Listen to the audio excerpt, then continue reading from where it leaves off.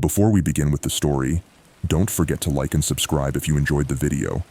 It helps us know what kind of content you guys like the most and what we need to improve on. Now let's begin. If you're hearing this, it might be too late for me. The cabin is closing in on me. The shadows on the walls move when they shouldn't, and the whispers keep getting louder. But let me start from the beginning, before I lose my mind entirely. Last weekend, my friends and I decided to rent a cabin in the woods for a little getaway. We were all stressed from work and needed a break, so a remote cabin seemed perfect. I found this old listing online, dirt cheap, and booked it without thinking twice. The place looked rustic but charming in the photos, and the isolation was a bonus for us city dwellers. We arrived on a sunny Friday afternoon, excited and ready for adventure. The cabin was as picturesque as the photos, maybe even more so. It was nestled in a dense forest, with towering pines and a crystal-clear lake nearby. The air was crisp and fresh, a welcome change from the city smog. As soon as we settled in, strange things started happening. It began with small, almost insignificant oddities. The front door would swing open on its own, even when we were sure we had closed it. Lights flickered, though the wiring seemed fine. At first, we laughed it off, blaming it on the old building and the quirks of rural living. But things escalated quickly. That night, we built a bonfire by the lake.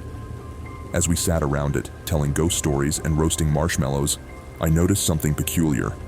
Every time someone mentioned the cabin, the flames would flicker and dim, as if a gust of wind had blown through, though the night was calm. I shrugged it off as a coincidence. Back inside, we decided to watch a movie. Halfway through, the power went out, plunging us into darkness. We scrambled for flashlights and candles, but the eerie feeling lingered. Then, out of nowhere, we heard it. A soft, persistent whisper. It sounded like someone was murmuring just beyond our understanding, the words too faint to grasp.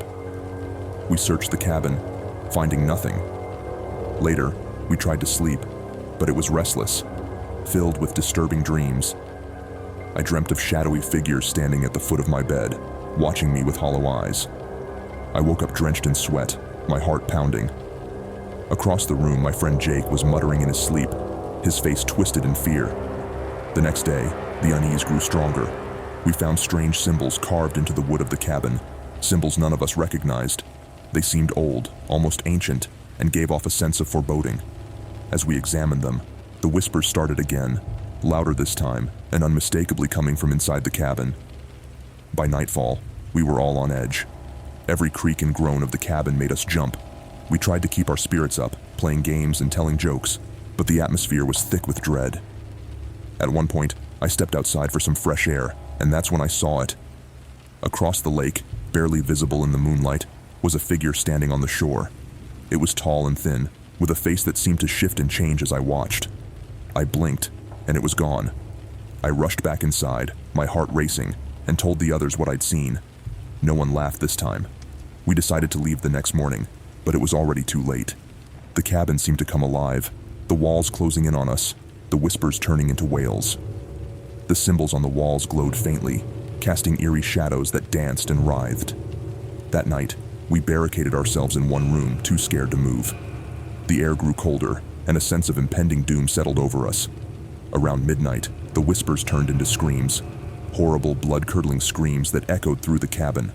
We huddled together, trying to block out the sound, but it was relentless. Suddenly, the room plunged into darkness, and when the lights flickered back on, Jake was gone, vanished without a trace. The door was still locked from the inside. We searched frantically, but there was no sign of him. Just those damn whispers growing louder and louder. We were trapped, and the cabin seemed to know it. The air felt heavy, almost suffocating. Every breath was a struggle. The walls seemed to pulse, and the shadows moved with a life of their own. My friends were losing their minds, and I knew I wasn't far behind. We tried to leave, but the front door wouldn't budge. The windows were sealed shut. It was as if the cabin itself was holding us prisoner. The whispers turned into a cacophony of voices, all speaking at once, filling our heads with madness. One by one, my friends disappeared. The cabin took them, swallowed them whole. I was the last one left, alone and terrified. I could feel the walls closing in, the whispers growing louder, almost deafening. I knew my time was running out. So here I am, recording this message. If you're hearing it, please, don't come looking for me. Don't come looking for any of us. The cabin is cursed, a trap for the unwary. I can hear them now, the whispers, calling my name. I don't know how much longer I can hold on.